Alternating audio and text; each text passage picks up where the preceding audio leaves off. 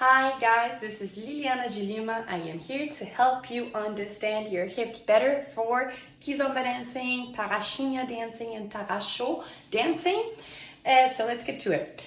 What I want to talk about today is moving your waistline versus moving your hip joint, okay? Or moving both at the same time. So what we don't want to do at all is to move our hips from our waistline. We don't want to do that if that's the only thing we're doing. Now, what we would like to do is move our hips from our hip joint using our knees and our legs to make the movement. So first of all, I need to have a neutral position, obviously, and then I will use my hips here by stretching and bending my knees without moving from my waistline. This is what I don't want. This is what I want, right? So when I do a circle, for an example, it could be a circle. I'm using just my hip joint and my legs, okay? This is really good for the dancing, especially in tarraxo, tarraxinha. Now, I can also engage my waistline if I want it to look better. If I want it to look bigger, if I want a bigger effect, I can also add my waistline. So while I'm using my hip joint and my knees, okay, I will also add my waistline to have a bigger effect. I can do the same over here. So, okay, now I will have like a bigger effect for my circle.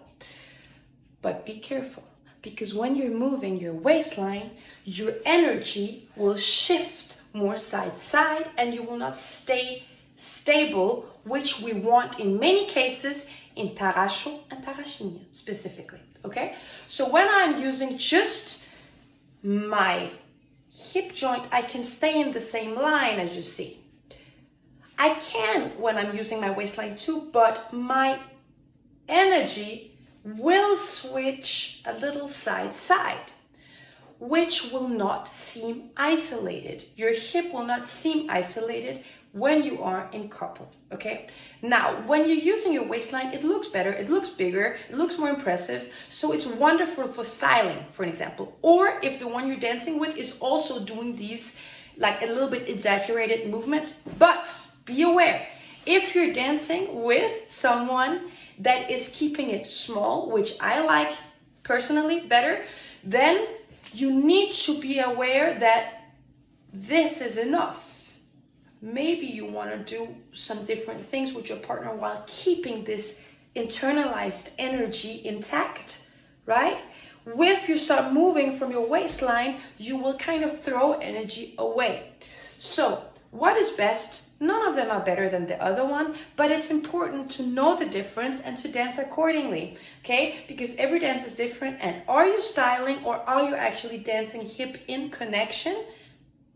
Be aware of what you're doing, okay? I hope you get to train this a little bit, and I hope you like the video. Bye.